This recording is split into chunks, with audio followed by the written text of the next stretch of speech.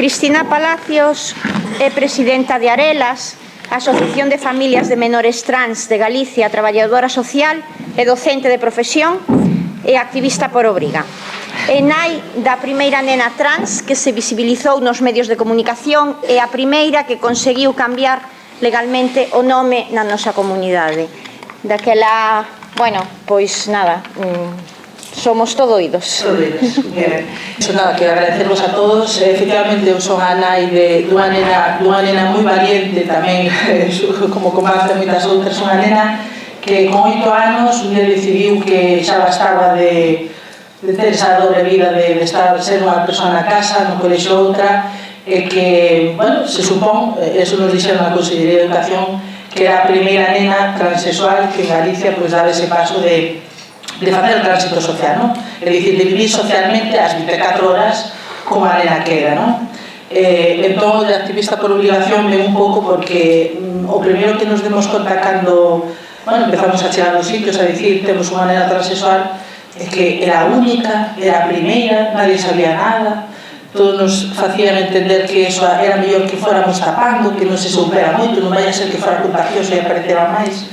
Entón, no noso caso sí que é moi importante os medios de comunicación, porque precisamente salir nos medios de comunicación, que é algo que tamén nos criticaron moito o marido e a mí, fixémolo cunha único motivo, era abrir un debate que en Galicia non existía, que en Galicia non existía, é que a transexualidade infantil existe. Un non se levanta un día con 18 anos e dice, conche, que soy transexual. Non, un nace transexual, non? Entonces, por aí ve un pouco o de activista por obriga, porque, claro, empezaron a aparecer familias, pequenos e pequenas, adolescentes. A miña filla pasou de ser a única a ser unha máis entre tantas. Bueno, digo, vou empezar, vou ter que ler un pouco, xa digo, porque vou facer galego e non é o que solo falar habitualmente. E na que non sempre se xamos conscientes diso, cotidianamente relacionámonos con persoas trans. Por iso abordar e coñecer a transexualidade é moi importante, porque todas as persoas temos dereito a vivir con dignidade e sin discriminación, participando a vontade e activamente en todos os ámbitos sociais. Como sabedes, os humanos facemos sempre o mismo no momento do nacemento. Miramos o xenital de bebé, e se hai un pipí é un varón, un machote. Se hai unha vulva e unha vagina é unha preciosa nena, así de fácil. É dicir, asignamos unha identidade sexual ao bebé simplemente por un xenital. Pero esta asignación pouco científica e a veces errónea dá pé a unha tiranía que reparte os corpos nun sistema binarista de corpos perfectos e correctos de homes e de corpos perfectos e correctos de mulleres, sin deixar oco as múltiples variables que existen na humanidade. As persoas transexuais, como xa moitos sabedes, viven unha disconformidade interna sobre o sexo que se asignou ao nacer con respecto ao que sinten realmente e co que queren vivir socialmente. E a día de hoxe o coñecemento avanzou o suficiente como para saber que isto non é unha enfermidade nin un trastorno mental, nin que algúns pensen, sino que é unha variante máis, xa digo, da fantástica diversidade humana que existe. A transexualidade, por tanto, é un desafío a idea de que só existen homes con penes ou só existen mulleres con vulva, xa que sentirse ou nacer homo ou muller implica sentirse como tales, independentemente do corpo no que ti naciches. Todas as persoas, sin que non somos moi conscientes deso, enfrentámonos a certas regras sociais sobre o que é desexable ou aceptable e que fan referencia ás formas de ser, ao corpo, ao comportamento e ao aspecto físico, e que exercen un poderoso poder sobre como nos sentimos e como nos comportamos na sociedade. Son toda unha serie de ideas, estereotipos, estendidos que limitan as nosas condutas e que dirán cousas como que as nenas non son agresivas nin fortes, ou os nenos non son dulces ou doces, sensibles, que as nenas non xogan ao fútbol, nin os nenos van a ballet, ou que as nenas non poden ir co pelo moi corto con pantalóns, ou as nenas con saias e cunha Barbie na man, e que unha nena non pode ter pipí ou un neno non pode ter vulva, etc. As persoas trans e as súas realidades tratan de desafiar a esas normas sociais que consideramos modelos a seguir e que nos resistimos a cuestionar. Reglas que moitas veces xeran moitísimo sufrimento e que coartan a vida de persoas que casi sempre son menores de edad.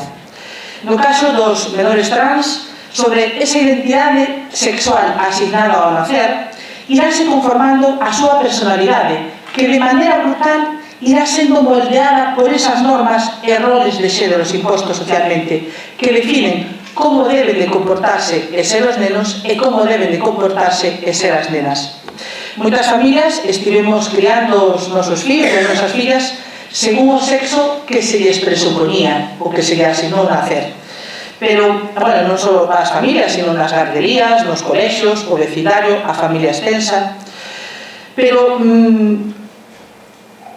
a arrolladora forza da súa verdadeira identidade, a súa sentida a interior, rompeu con todas esas imposicións e expectativas de xénero, o que nos demostra que a construción social non explica totalmente a súa razón de identidade, xa que esta é estable e ben fundada a pesar das innumerables exixencias e impedimentos sociais.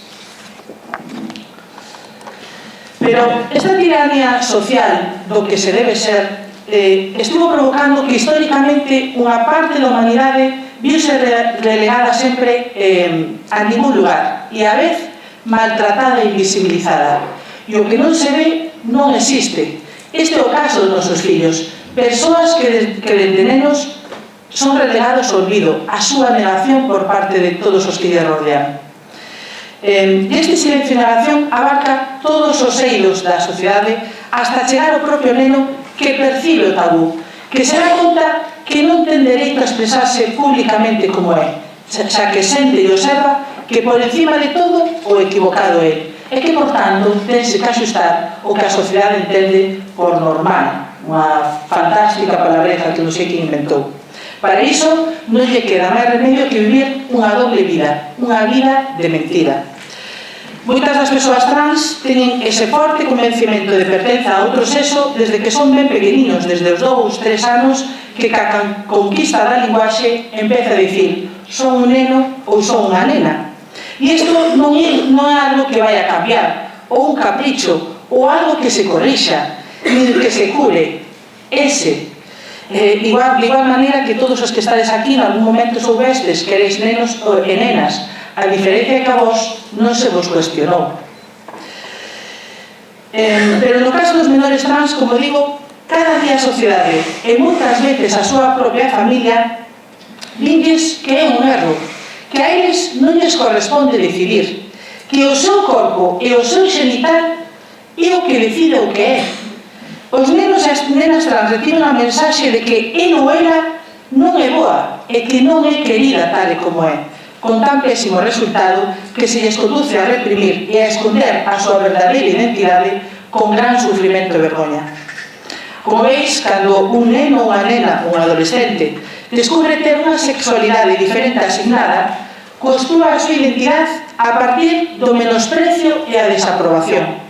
Aprende que en lugar de socializar e expresar a súa diferencia, ha de ocultala, mesmos cos familiares, amigos, profesores, a toda a súa contorna en xeral. E esta desaprobación e censura social a que se enfrentan as persoas trans dende ben pequenas, debido a como personifican ou expresan a masculinidade e ou a feminidade, fai que se lle xulgue de maneira global, o todo por unha parte. É dicir, o feito de ser transexual pasa a ser un feito negativo que describe e delimita completamente a persoa, cando, evidentemente, a transexualidade é unha característica máis da súa personalidade, pero non a súa definición como persoa. A fío desto que vos estou contando, creo que vexades un vídeo que refleja moi ben o que moitos nenos e nenas e adolescentes están pasando precisamente neste momento, e que se titula Daylight.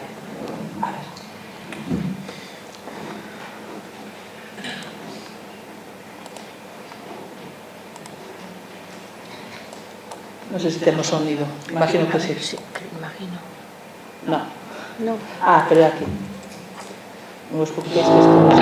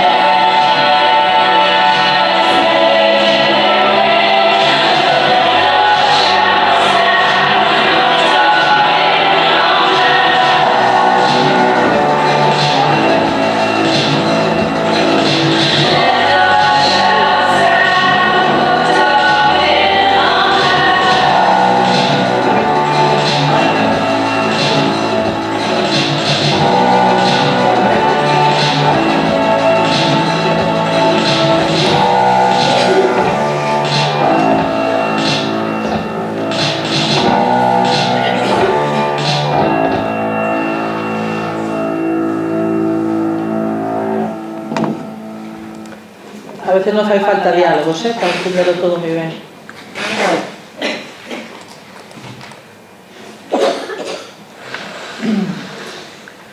Bueno, o que vos dicía é que esta xa este curto, que neste caso ten un final feliz, pero que casi nunca é así, eso tamén é certo, reflexa moi ben o que moitos nenos e nenas teñen que vivir. É moi emotivo, pero é que é algo que teñen que vivir cada día. Refite moi ben a realidade que, por desgracia, agora mesmo, neste momento, moitos nenos e nenas da nosa contorna, e adolescentes tamén, están a vivir, non? Ese querer ser algo que son, pero que ninguén lles deixa ser.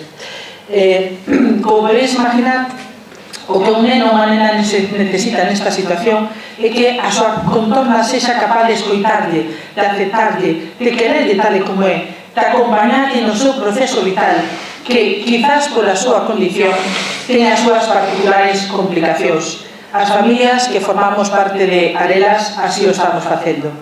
Pero o gran conflicto aparece coa puberdade, período complicado debido aos cambios hormonais e físicos que experimenta o corpo. Por tanto, debemos imaginarnos canto máis difícil será para eles. Senteste mozo e crecenche os peitos, aparece a menstruación, ou senteste moza, empeza a seiche a noz, a pelo, a barba, a voz volveseche moito máis grave. A realidade embárgalles a veces con moita angustia e desesperación. E o han de vivir case sempre sós, sen apoio emocional, sen apoio da familia e sen axuda dos profesionais.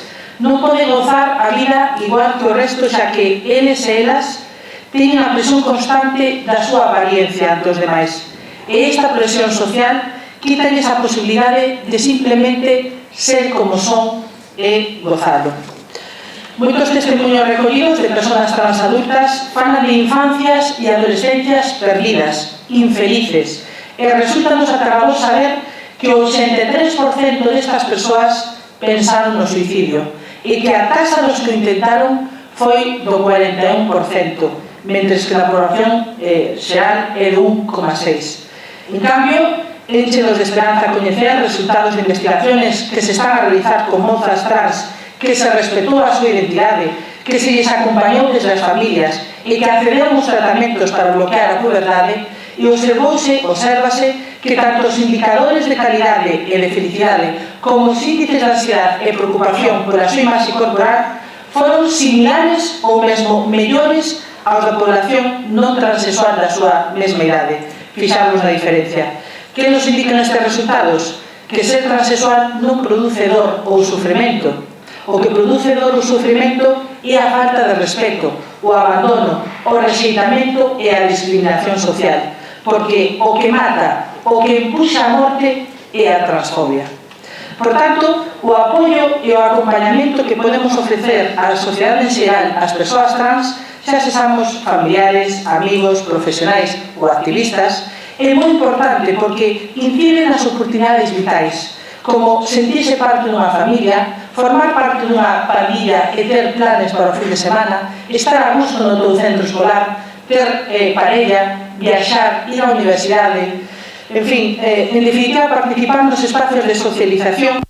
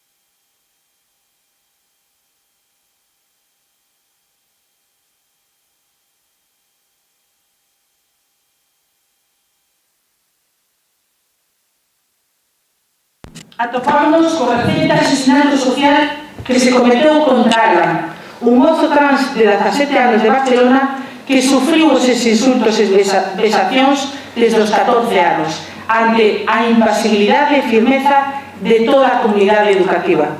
Pero Alan é só a punta do iceberg. Según unha enquisa realizado pola Federación Estatal LGTBI, a violencia verbal, burlas, insultos, vexacións afecta a un 64% do alumnado LGTB. Outras enquisas falan do 90% do alumnado. En Galicia, esta realidade é un feito. Entón, como podemos observar, o acoso ao diferente non é só unha cuestión de nenos mal educados. É un problema estrutural que a propia comunidade educativa facilita ao mirar para outro lado e non poñerlle remedio. E cal é a solución a todas estas injusticias que cada día cométense contra os menores trans nos centros educativos? Sensibilización, naturalización e educación. E para iso, habemos de comezar con algo tan básico e tan obvio como incluir a diversidade sexual, entre elas a transexualidade, no currículo educativo e nos libros de texto das escolas, unha materia pendente das administracións, ou ofertar cursos de formación nos CEFORES, que, por certo, non hai ningún que tiña que ver ca diversidade sexual. Pero os profesores, pedagogos, orientadores, como modelos e referentes que son do alumnado, teñen que empezar a incluir na súa linguaxe cotiá e, por tanto, nas clases, a diversidade en canto a identidade sexual, as múltiples expresións de xénero e a orientación sexual. Os docentes deben mostrar e transmitir a idea do necesaria e fantástica que é a diversidade humana, do necesario e importante que é poñer en práctica a empatía cara ao diferente, do necesario e importante que é promover o respeto á diferencia e a igualdade de oportunidades como a única forma de convivencia social. Só transmitindo cada día estes valores, os compañeiros dos menores trans poderán entendelos, respetalos e querelos tal e como son, previndo as situaciones de bullying e transfobia que cada día se dan en colexios e institutos. Pola nosa banda, desde Arelas, estamos a traballar xunto coa Consellería de Educación nun protocolo educativo sobre identidade sexual que busca a identificación, o respeto e o acompañamento dos menores trans na escola que esperemos evite os casos de acoso que moitos nenos e adolescentes, polo feito de ser diferentes, como digo, sufren a diario. Un protocolo que pronto estará en todos os centros galegos, ou eso esperamos, que sexa máis pronto que tarde. Pero, por desgracia, para Alan, ese mozo de Barcelona, e para moitos outros que se lle silenciou mesmo a súa morte, xa é tarde. E non debemos esquecer nunca que as mortes son responsabilidade e un fracaso de todos, un fracaso de toda a sociedade. Por iso debemos tomar conciencia do que se debe facer, porque toda esta injusticia e intolerancia creámola entre todos. Vou beber, que senón non podo seguir.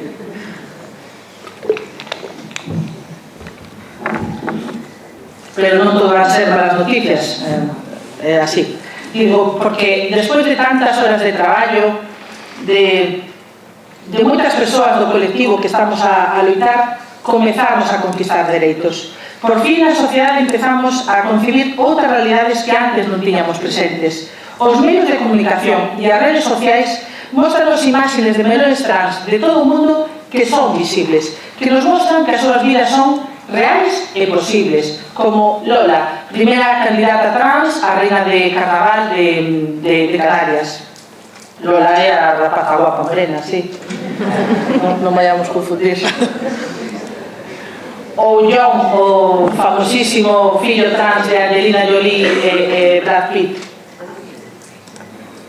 Pablo, Isaac, Hugo, estes non son tan famosos, pero mellores persoas, ou tan boas persoas. Estes son rapaces trans de Galicia que están con Arelas e que xa empezan a visibilizarse. Hugo onte deu incluso unha charla no Concello no Cocido do Orgullo de Lalín, que ademais alguna aquí xa viu onte, ese Hugo.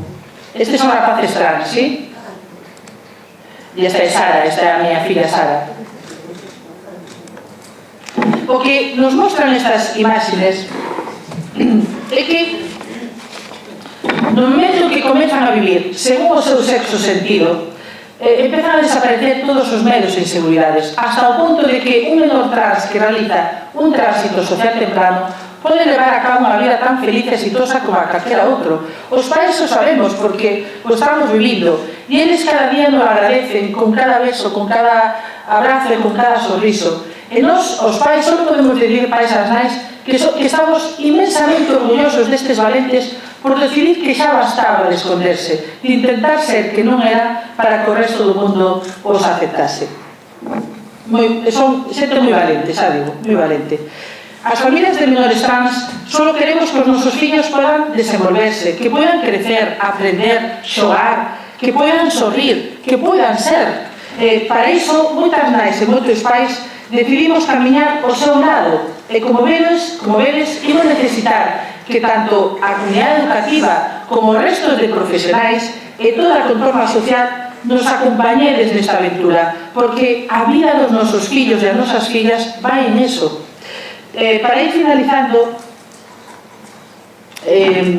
quero vos poñer un vídeo, un precioso vídeo que fixeron os compañeros, non sei se os coñecedes, que se chama Fundación Daniela, que é unha fundación a nivel estatal.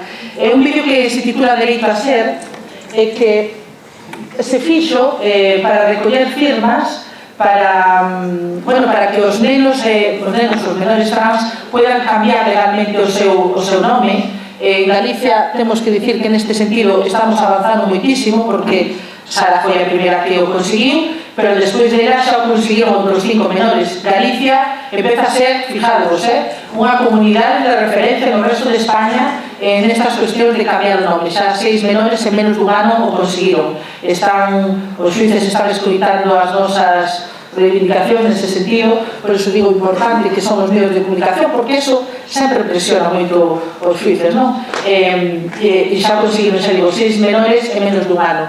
Vou escoller o vídeo que xa digo, ademais representa un pouco todo isto que vos estou falando e está moi bonito. Chámase Derecho a Ser.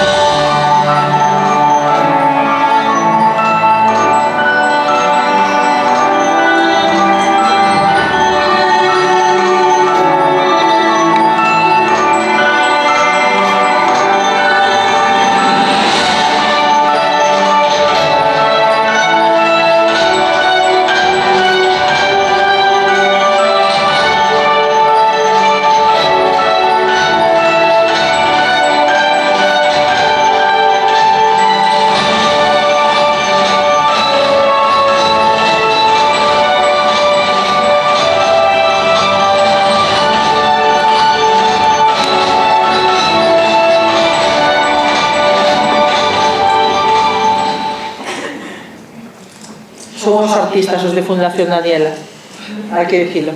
Bueno, xa para rematar, porque además xa digo, prefiro que me fagades preguntas se tedes ou comentarios ou que queráis. Para rematar só quero dicir que que a transexualidade non é unha enfermidade, non é só disforia, esa palabra tan fea que, porque a transexualidade os médicos chamanlle disforia de género.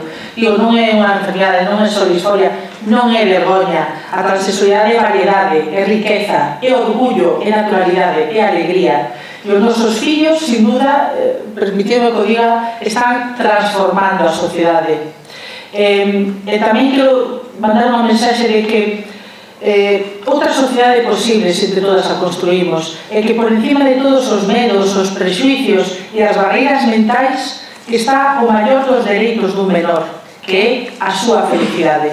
Moitas gracias por axudarnos a facer un mundo mellor aos nosos fillos e por acompañarnos nesta loita, porque xa digo, vamos precisar de todos vos. Moitas gracias.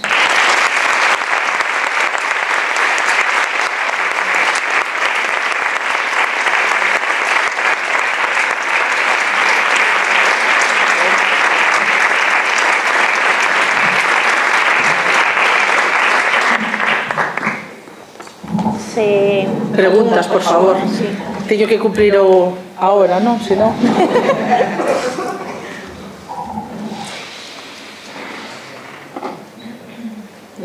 Ali chuse. Cando falas de que podedes facer un protocolo, dice, bueno, estás aí, negociando. Pois, me gustaría que explicaras un pouco que pretendedes o protocolo, que cousas vades a remarcar neste protocolo para os centros escolares. Bueno, primeiro, levar a palabra transexualidade a todos os centros educativos galegos, que xa non é pouco, que xa non é pouco, porque claro, que aparezca ali un protocolo que de repente pone a transexualidade, algún profesor dirá, coñe, transexualidade, niños, bueno, pois xa que sepa que sí, que efectivamente digo isto porque é algo que se extraña normalmente, cando aparece un neno dicenche todos os profesores, orientadores, pero eu non sabía que isto existía nos niños, pois sí. Primeiro poner a palabra, segundo, o que busca o protocolo é un pouco que se aparece un caso nun centro sepan como facer, porque de repente teñen uns cristos mentais, non saben que facer, queren mandalos aos baños do minusválidos, de profesores, non saben se chamales por un nombre a unha hora e a outra non, bueno, unhas cousas tan extrañas que eu digo, Dios mío de mi vida, onde está o sentido común? Bueno, o protocolo que busca é o acompañamento e posarlo tan sencillo como crear unhas pautas de que facer. Bueno, pois se un neno é un neno, pois habrá que chamarlo por un nombre masculino, non é tan difícil. E se se fai un listado, pois habrá que poñer ese nombre masculino. Se é un neno, terá que ir aos baños e os vestuarios de nenos. Non me parece nada, non? Pois isto parece que, claro, que dirán os pais, a ver se nos va a facer unha manifestación. Non hai ni manifestacións, ni nada parecido. E sobre todo o que pedimos nese protocolo é pois que nas clases se empece a falar deste tema, claro, porque nas clases non se fala de diversidade sexual, eso é así. Eu teño unha filla e 2 anos despois que xa leva vivindo como Sara e non se falou deste tema ni nada parecido, no caso da miña filla e de todos os outros menores, que se fala do tema, que se no protocolo o que se pídese a toda a comunidade educativa que se forme neste tema e que informe ao resto dos alumnos, porque claro, se un alumno ve durante X anos a unha persoa, pois imaginadevos, con un aspecto masculino e a partir de mañá veo con aspecto femenino e con un nombre femenino e nadie lle explica que está pasando, pois vos podedes imaginar o que aí pode suceder. Pois o que pasa, ¿no? O acoso, insulto, jaja, tú non eres esto, tú non eres lo otro, tú tienes esto, tú tienes aquello. Despois tamén pedimos que nese protocolo, pois o que falaba antes, que nas bibliotecas pois existan contos de onde aparezca pois nenos e nenas transexuais, que os hai, ou que cando se bote, o sea, se poña unha canción ou se conte algo, se fagan unha actividade no colexo, pois que tamén estén eles aí, non sei. É moi sencillo nese sentido, non pedimos nada extraordinario, pero al menos xa poñemos o tema encima da mesa, non? Que non é pouco, sí. É unha suxestión. Sí. Ese protocolo que pretendes enviar aos centros, sí. Estaría estupendo que houbera tamén algunha pauta de actuación se detectas algún caso. É isto que te estou dicindo, pois, sí. A ver, dixendo moi por encima, pero está todo moi estruturado. Que facer ca familia, que facer o equipo directivo, que facer co menor, que facer cos compañeros, va estar todo moi estruturado. Eu teño un caso concretamente, unha alumna de segundo da ESO. Sí. Que, bueno, alumna trans. No, con historial familiar. Vale. Bueno, viveu hasta aí un par de anos ou tres nun centro de acollida, bueno, historial terrible, sin nai, pai no cárcere, e agora está vivindo, bueno, pai saído, está vivindo os fillos, bueno, problemática familiar que non vai ter apoio porque xa bastante técnico que teñen, e sempre foi unha nena que ten un aspecto moi masculino, e máis, chamase Victoria, Vicky, e faixe chamar Víctor. Todos, imaginadevos, o segundo da ESO, bueno, bromas, a súa costa e demais. Claro, como sei que familiarmente non creo que teña moito apoio por todo o que che conto de historial que ten, claro, eu máis... Sin ese historial tampouco se apoia, máis dunha vez me vin, a mes que eu de Educación para a Cidadanía, bueno, que venga, que podes falar aí. Que estou aí, que teño que ser a que vai a que den o primeiro paso. Claro, sin un protocolo de actuación, que vou a facer? Mándame un correo que falamos. Porque é complicado. Mándame un correo que falamos, porque ademais, que anos ten? 14. Bueno, porque a veces eu teño un problema moi gordo, e é que a asociación a min, chegan moitos adolescentes menores de idade, que non están apoiados polas familias, pero queren axuda, lógico. Entón, eu non sei ben que facer, porque son menores. Eu non teño autorización, de feito, estaba amenazada por varias familias, simplemente por falar con eles, por estar en contacto con eles e tratar de que non fagan barbaridades, fíjate o que te digo. E o que fago grupos de WhatsApp donde os interconecto con outros menores trans, porque xa só ter a outras persoas que están pasando polo teu mismo... Todo isto é moi secreto, non sabe daqui. Porque claro, como estás amenazada, con 14 anos podíase meter nun grupo ou tal. Al menos para que entenda, mira, para que entenda que hai outras persoas como eles, porque a miña filla, por exemplo, un dos motivos polo que decidimos dar o paso é que non conocíamos a nadie que fuera pansexual, nena, digo, a nadie. Eu dicía, pero a miña filla será a única do mundo, pero imposible. Do mundo non, de Lugo. Eu pensaba, que pensará ela? Que é a única bichito raro do mundo? Entón, coñecer a outras persoas como aquí, xa eso te dá empodérate moito. Pero é complicado cando non hai apoio da familia, porque eu moitas veces non sei que facer. Por iso aí os profesores teñen moito que facer. A mí chegan moitas profesoras, un pouco como do maltrato, que me dicen, es que se a familia non o apoia, yo que voy a hacer? Coño, pues tú tendrás que hacer algo, porque, ojo, o maltrato psicológico existe.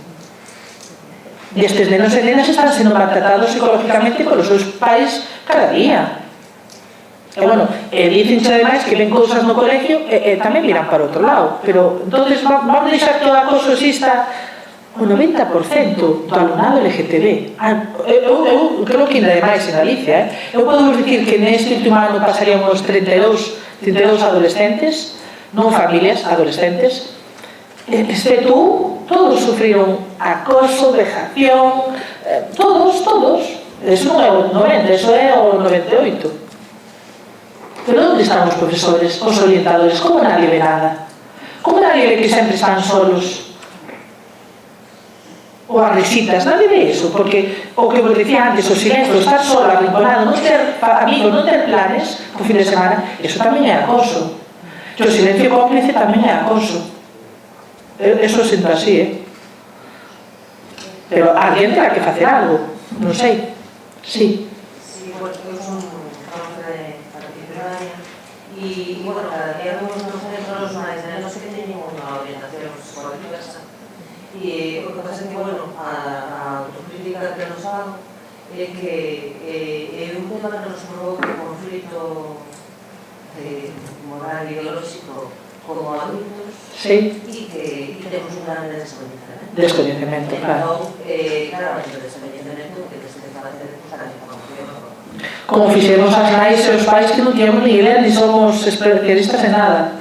E, desde logo, facer como que non pasa nada, que é o que faban a maioría dos compañeros e compañeras que teño visto no caso, non é ninguna solución, porque pasa, e ademais pasa nuns microcontextos sociais que son as aulas, que son os pobres, nos que é unha realidade que non é vista, que non é abordada, e a que nós xa non facemos ás veces moito traballo provocativo, porque vamos a ver, que se fala moito que está como un transversal, todas as formacións, ademais, pero que realmente en que se concreta logo eu veño normalmente a foros e a este tipo de formación porque me decanto de que, claro, teño moitas ideas porque fui criada pero agora que son adultos teño a responsabilidade de modificar as cousas, a linguaxe, os prejuizos, a maneira de abordar a realidade sexual dos nenos e nenas e a niña. Está todo aí mensurado. A mí unha cousa que me chama a atención é os poucos referentes e modelos que teñen persoal dos docentes. É dicir, eu casi non vexo profesoras lesbianas visibles, falo. Claro, casi hai nin gays, nin transexuais. Bueno, conozco a Lucas Platero. Pero claro, Lucas Platero, pobre, está en Madrid, non o vamos ter para todos lados.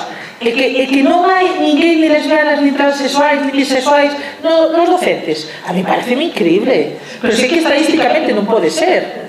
Mira, transexuais nació de cada 1500.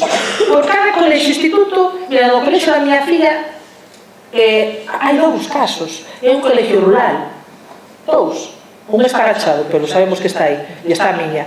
É que estadísticamente en cada colexo instituto ten que haber mínimo un caso ou 2. Onde está esa xente? Eu creo que está todo por facer porque realmente os adultos que xa somos persoas con certos recursos, non, pero podemos buscar. Claro. Para defender a nosa identidade, pois, imos a facer con eles. Claro, eu entendo. Se non te defendes a ti misma, ni te visibilizas, pero estamos no 2016, hai que ir dando pasos para adiante, porque a xente está morrendo por estas cuestións, non é broma, non estamos falando de bromas. Estamos falando de que hai estadísticas en España, porque as estadísticas neste campo, como non están, como non existen, pero hai estadísticas feitas por asociacións ou por servicios que atenden a estes menores que falan que 5 de cada 10 non chegarán aos 20 anos. É a mitad. É a mitad. Cantos destes salen na medio de comunicación? Salió Ana, porque a súa nai estaba nunha asociación e quixo facer público, pero cantos morren e ni sequera se sabe que se suicidaron. Bueno, suicidarse non. Suicidarse é outra cousa. Isto é asesinatos sociais, porque xa digo, ser transexual non doe. Non doe, a miña filla non lle doe ser transexual. Doe o rechazo, o silencio, a discriminación, que te estén todo aí ignorando, dicíndote que tú non eres isto porque tes isto, ou que non eres outro, eso é o que doe. E a mitad deles non van chegar aos 20 anos. Pois nacen un de cada 1500 transexuais, un de cada 1500 nacidos. Moitos teñen que morrer, E estamos no 2016. Eu creo que o debate abriuse, pero agora hai que empezar a avanzar.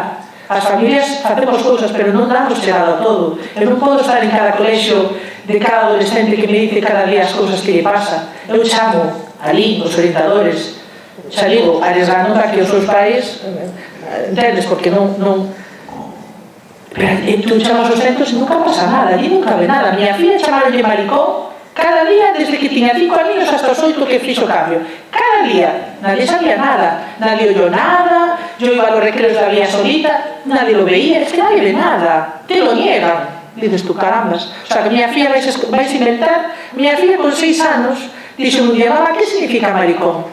Y luego, no, es que me lo estaban llamando todos los días en el colegio, la pobre ni sabía lo que era. Sí, yo malo es que vamos a ver, no por eso lo que se llama, realmente si no te quieres enterar de algo, porque si quieres enterar te buscas. Si quieres coñecer cosas da arrojada, podes saber.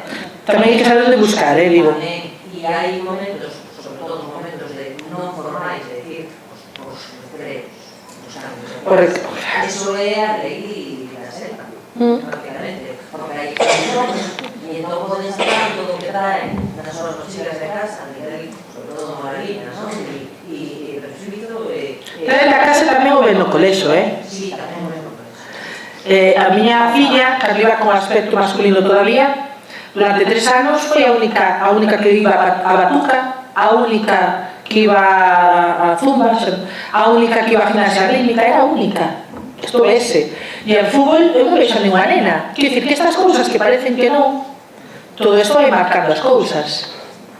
Non vías a ninguna nena cun coche no recreos, non ves a ningún neno cunha boneca, excepto a miña, hasta que se casou de Lala, porque claro, chega o día de que dices, bueno, pues xa non son máis o mariquita. Quero dicir, estas cousas pasan, e as profesoras están... Houve profesoras que a miña filla lle chamaban a atención por pintarse como unha princesa.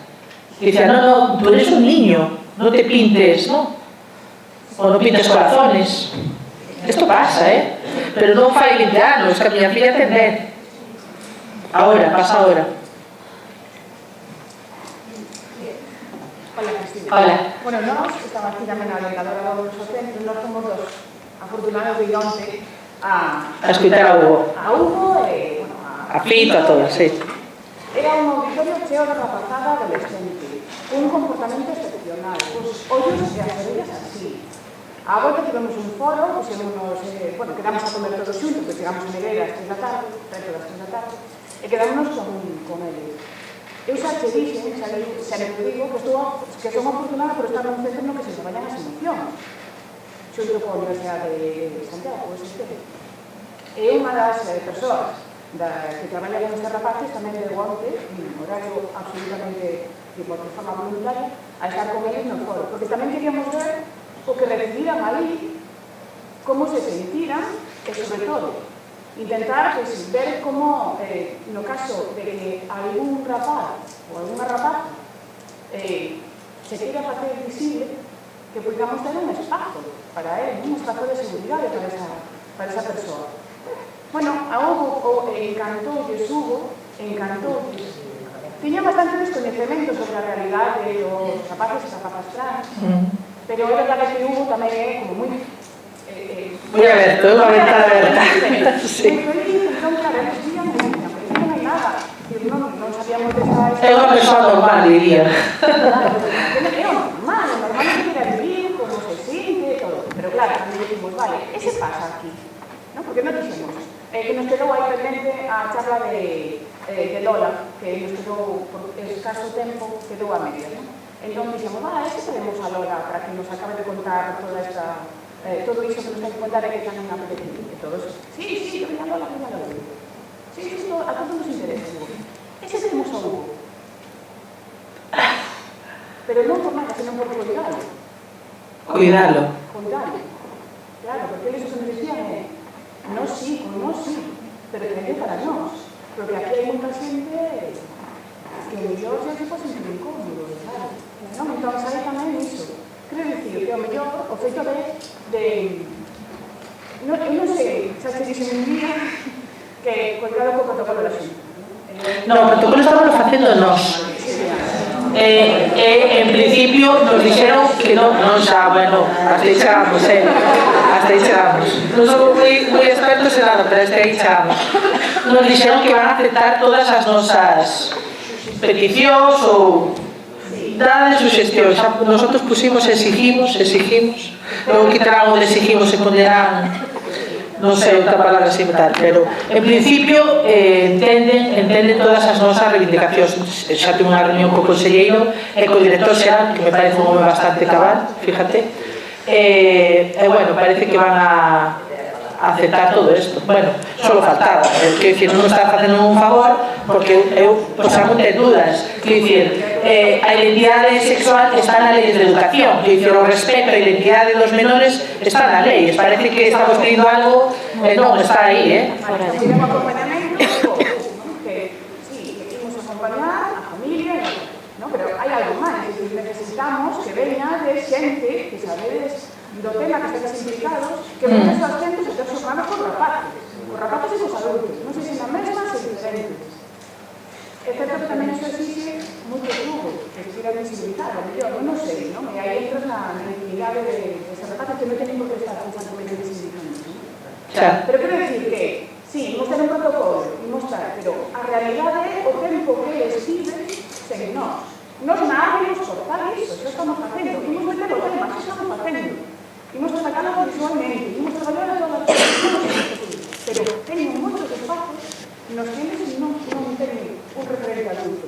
Os recreos e outros. Nos onte, por exemplo, soubemos dunha situación moi incómoda de un auditorio, un alumno do... Claro, con ese rapaz de cuarto que Begoña que estaba comigo, que son impresionantes, pois, se traballas, bueno, vos como reaccionaste, vos como fixeste, vos que facedes cando se fan eses comentarios, non? Pero a realidade é que eles son conscientes de que nós sí, pero é que aquí no rural, é que aquí é que somos moi cerrados, e que date conta, e que tamén hai moito labor por facer. Hai moito que visibilizar. Hai moito que visibilizar, pero bueno, aí as administracións teñen a súa cota de responsabilidade, teñen que facelo. Non pode quedar un protocolo de como actuar. Pero por algún lado temos que empezar. Evidentemente. Pero formación, xa. Formación para os rapaces e formación para os adultos. Mira, precisamente agora estáse ofertando un curso, pero bueno, no Colexio de Educadoras Sociais, que eu creo que é dos primeiros que eu estou vendo. Calelas está como colaborador, porque non é algo que pedimos. Eu unime ca decana do Colexio de Psicólogos, con decanos de universidades, que dicir, que pedido está todo, de verdad que sí, reunións, xa digo, a ver se empezan a dar frutos, porque reunións xa me acordo as que tiven este ano, con todo o mundo, pero hai que dar frutos, eu non podo pedir, exixir, todos, claro, pero os docentes son esos que tedes un mío tamén que pedir cursos sostefores, porque a mí o que me hizo conseguir é que non hai profesores que piden estes cursos. Bueno, pois o mellor o tedes que empezar a pedir. Mira, perdona, hai alguén que quere falar ali, outra persona. Sí. Disculpade, que non oigo. Me estás botando a máis as teorías da construcción social do xénero, en canto que dis que os nenos que son transexuais e que teñen unha identidade de nena xogan con xoguetes que son típicamente de... Non todos. Perdón? Non todos, non ten por qué. Vale, pero é que no primeiro vídeo era a sensación que, bueno, foi o que percibí, non? Non, xa dixen que con 2 ou 3 anos empezan a verbalizar, dicen, soy un niño, eso que determina non os xogos. Agora, aparte do vídeo, estabas os nenos que se sinten, as nenas que se sinten nenos, non van a vacuna, ou é que te estou entendendo moi mal. No. Entonces, Sí, a ver. Vamos a ver, si as nenas se les induce a xogar con xoguetes que se consideran propiamente de nenas, eso ten unha finalidade, non? Que as nenas vayan identificándose co horrores que van a desempeñar cando son adultas. Ese vídeo está dicindo que sale do interior do rapaz xogar con cousas de nenas. E despois o de poñer as faldas, que o mellor, a ver, igual entendí mal, non o sei, pero o das faldas, pois, tampouco ten por que ser unha cousa propia de un neno que se sente nena querer as faldas, porque hai nenas que le van faltar non pasa nada. Explícoche, eu comentei ao principio que as familias criamos, ao principio criamos, eu criei a miña filla, sí, co sexo que se lle presupoñía. Claro, que eso é un pouco... Pero ainda así, con todo eso, eu dicíndolle que era un neno, porque eu ao principio dicíalle que era un neno. Ela dicíame, mamá, soy unha niña, non, que eres un niño. Na guardería tratábalo como un neno, non vou dar detalles, pero todo o mundo sabemos como se trata un neno como a neno, non? Parece que estou... En Lugo, o mellor en Lugo somos diferentes, pero en Lugo os nenos xogan unhas cousas e as nenas a outras. Eso está aí. Bien. Pero digo que con todos eses impedimentos que cada día lle poníamos a nosa filla, por así decirlo, con todo eso, porque dicen que si é algo que provocan las madres, se lle compraban xoguetes, pues, que te diría, pelotas, camións, a miña aboa non lle compraban a boneca, non. Todo era, digamos, masculino, ¿sí? Pero ainda así, con todo eso, con todos esos impedimentos, nos seguía dicindo cada día que non se peleéis, que soy unha niña. Claro, pero eu non me meto con eso. Sí. Eu sí, eso correcto, me parece ben. Además, como teño un coñecemento bastante sobre o tema, eu o que me refiro é a imaxe do vídeo, o que transmite é que o neno, porque se sinte nena, xoga con xoguetes de nena. Pero sabes que é algo que pasa. Probablemente porque como... Porque se les prohíbe xogar con eles. Un sempre quere... A miña filla, o día que fixo o tránsito, por exemplo, que isto pasa sempre, o primeiro día que foi ao colegio, que ela fixo o tránsito a finales de agosto, e o día de setembro foi de nena. Parecía un arbolito de Navidad. Vestido de flores, torerita rosa, prendedores, francesitas, lo llevaba todo puesto ese día. Todo puesto ese día. Pero eso pasa al principio, ¿por qué? Porque ellos necesitan demostrar que son niñas. Iba a agarrar a los Barbies así, por si tenía alguna duda. ¿Entiendes? Eso es, como digo yo, los psicólogos hablan de disforia. Pues yo hablo que esa fase la de la euforia. Es decir, lo sacan todo. Los niños pegan leches a gogó los primeros días, son súper agresivos, pero es porque quieren demostrar lo que son, que no lo tienen que demostrar. Cuando todo esto ya está relajado y ya se dan cuenta que no tienen, mi hija ahora no le pones un vestido ni de coña, tú te das cuenta, ni de coña, y bueno, y no quiero ir a lavarle delante. ¿Por qué? Porque ya ha entendido que todo eso no lo necesita, ya es una niña, ya está, ya se ha relajado el tema. Los padres hacemos lo que ellos nos piden en cada momento, solo faltaba, bastante les hemos hacer cosas, no, nos hemos obligado a hacer cosas que no deberíamos cuando no entendíamos lo que pasaba, pero que lo piden ellos y nosotros acompañamos. Sí, entiendo lo que quieres decir, sí, pero hay otras, oye, y hay otras niñas que las princesitas, las Barbies, eso se les vuelve loca, bueno, pero eso forma parte de lo que hay en la sociedad. Tampoco hay que criminalizar eso en ese sentido. Vale, totalmente de acuerdo contigo. Claro. Bueno, ya, entiendo. Pero bueno, la realidad es la realidad, ¿eh? Yo veo cómo van vestidas las compañeras de mi hija y cómo van vestidos los niños. Bueno, en fin, no voy a hablar de algo que todos veis cada día. Pero es algo que ellos piden y nosotros acompañamos, simplemente. No sé quién más tenía. Quería saber qué se puede hacer en una guardería o en una escuela infantil cuando hay muestras o señales de que un niño pues, es transexual. ¿Muestras en qué sentido? ¿Lo dice? Claro, sí. Pues hablar con la familia y empezar a respetar a ese niño y esa niña.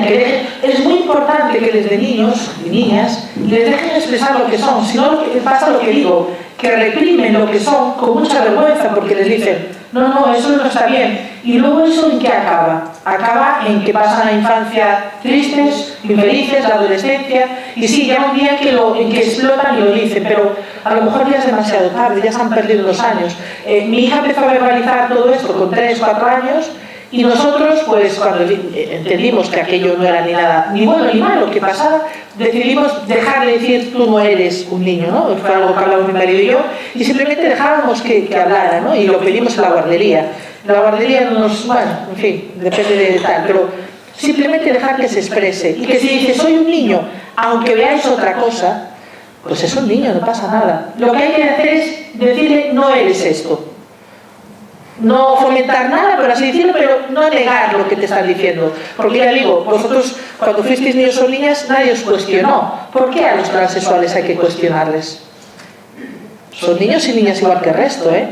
Solo que ese genital, esa parte de su cuerpo, no se corresponde con la realidad, pero también sabéis que existen las personas intersexuales, ¿no? ¿Qué hacemos con los intersexuales entonces? Los intersexuales tienen caracteres de ambos géneros o sexos. ¿Qué hacemos? Algunos nos operan de bebés sin saber lo que son y luego nos llevamos las sorpresas que nos llevamos. En Galicia, en la provincia de Galicia, hay una persona intersexual que cuando nació la operaron para ser niña porque querían tener una niña y resulta que era un niño. Y luego con 30 años a volver a invertir todo lo que se había hecho con un sufrimiento brutal, como te puedes imaginar. Entonces, escuchar, observar, nada más. Las cosas van surgiendo. Llegará un momento que además ese niño o esa niña dirá, hasta aquí ya, y a partir de ahora quiero ser lo que soy. Escuchar y acompañar, no se me ocurre otra. Y desde luego no corregir, eso sí, eso es muy importante, no corregir, porque no hay nada que corregir, en todo caso. Hola. A materia de atención educativa e entón tanto a compañera que falou antes como aquí, pois un pouquinho mesmo, que si tratamos de visibilizar todo isto, porque nos colexios e nos institutos violencia de xénero que temos que predir, logo hai que acompañar as mulleres no futuro, pero ven de abaixo, e entón moitas veces ves agresión, que se lle tocan ao público, que sigue habendo moitísimo machismo nos centros educativos, e non que paso mesmo moitísimo bullying, e entón sí que nos falta un trato de buscar ferramentas, vídeos, libros, pero faltan esos recursos. Entón, quería preguntar do vídeo que tú setes ao principio, dices que era de lei. De lei, sí, está en YouTube. Sí, de lei. Sí. L-I-G-H-T, sí. Vale, y bueno, un poquillo iso, que si Pero hai vídeos moito mellores. Por exemplo, El sexo sentido está moi ben. É un documental real de familias de menores trans que contan as súas vidas. Non sei, en Edicións Villaterra, claro. Sí, tamén. Tomboy tamén, pero bueno, Tomboy. Pero despois en Edicións Villaterra hai un montón de contos. Hai Lucas Platero é un, non sei se o conocedes, docente, que además estuvo aquí en Santiago fai pouco, en unhas jornadas, un profesor transexual, está traducindo libros e contos de Estados Unidos e tal, de transexualidade Estados traducindo, e el ten libros moi bons. A primeira viñeta que puxe, que aparecía en o seu libro Transexualidades, é un libro de verdad fantástico para ler transexualidades, é super recomendable. Ademais ten un montón, pero como é docente, nese libro aparece un montón de dinámicas para traballar na clase. De verdad, non recordaba. Un montón de dinámicas que son... É buenísimo, ahora hai Lucas facendo dinámicas, dime. Sí. Por un chato de vino. Ah.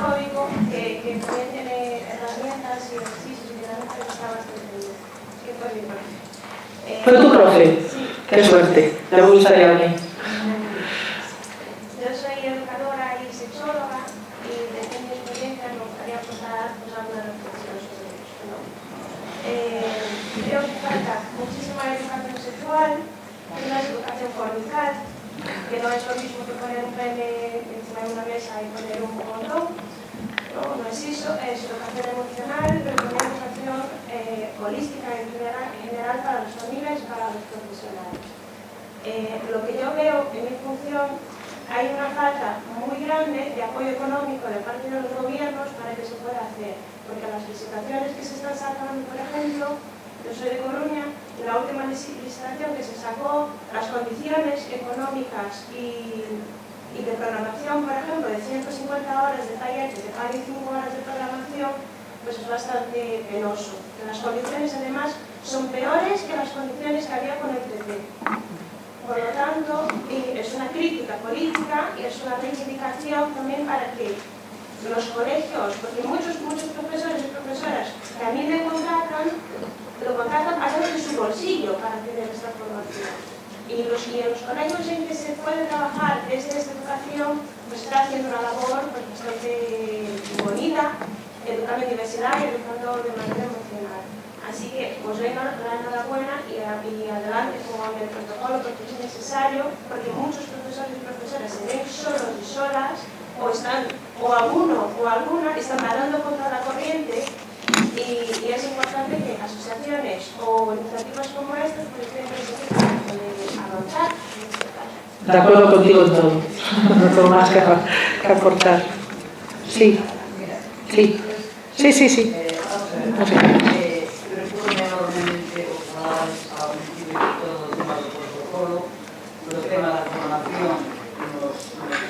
Que para mí es la cuestión. Agora mesmo estou en secundaria, pero traballei todo o tempo en primaria.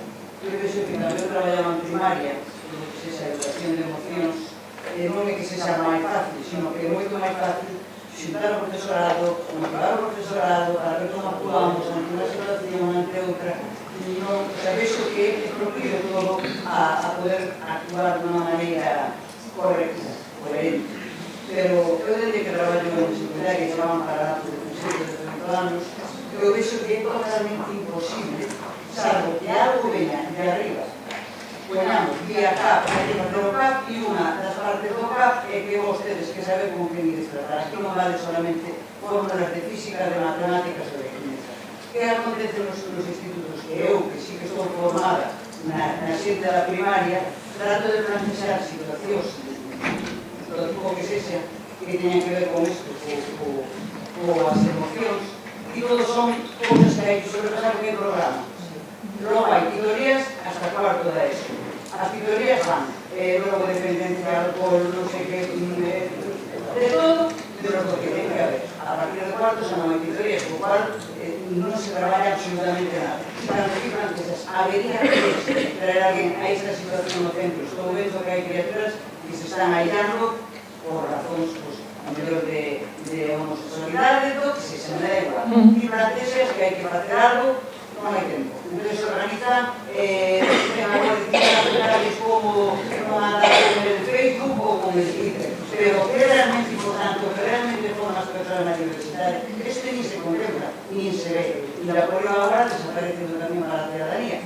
A asignatura que, por certo, tocaba como fin, podía tocar quedaba clase de gaita como quedaba clase de música. Quedaba exactamente igual. Entonces, cuando le toca de gaita, pues toca a gaita. E non se fala de nada, e se pasa con un traballo a materia. Pero todo eso mellor, o que decía, o mellor é incluído obligatoriamente no currículo educativo, que aparezcan los libros.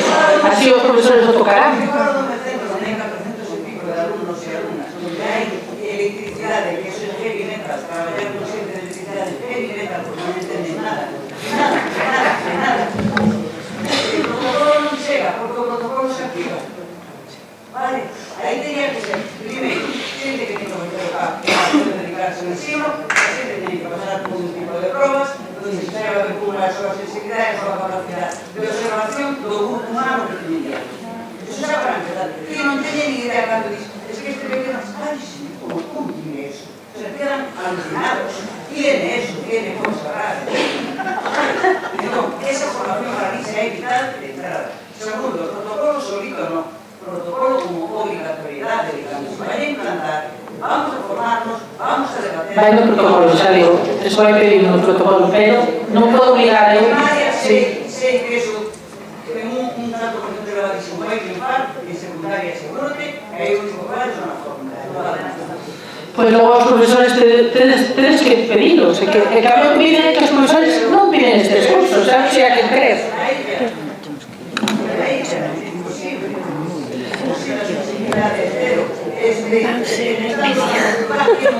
A 1:30, a 12:30.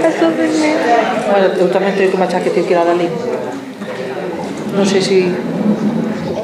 Última, tedes que disculpar, é que claro, van ser e media. A 1:30. Las 12:30.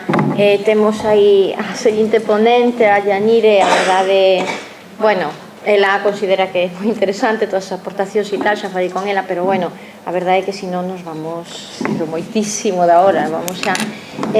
Nada, si queríades... Solo comentar que en secundaria pasa, primaria está moito mesmo. Depende do profesorado, depende, ali tamén han de poder escribir de historia, non hai que a mí dicen que le para falar de televisión os acompañados políticos se non se pode falar de eso deixar de violencia eso topamos todos os días estou comentando que nós moitas veces, sobre todo cando vamos a algún centro de ensino aos xaos de vaca e demais, a veces nos acompaña alguén da comisaría para explicarlles que, bueno, que poden acudir a pedir información con tranquilidade e tal.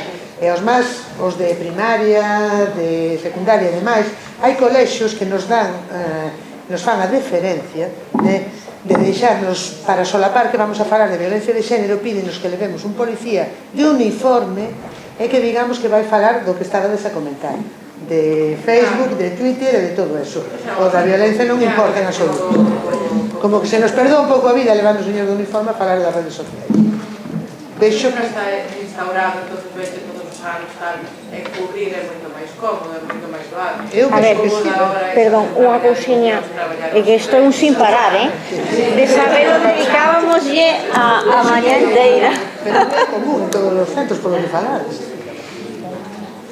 Só un comentario breve, como falando do protocolo, nos centros de secundaria hai orientadoras, orientadores, tutorías, e supone psicólogos, en teoría. Son os que coordinan as tutorías, o que se fai en tutorías. É dicir, sí que se funcionase esa parte de poderíamos os demais aconsejar esa formación que nos pasen información e que se formen. A mellor no protocolo estaría ben que se falase do papel dos orientadores nos centros de secundaria. Se che contar as cousas que dixo o orientador da miña filla,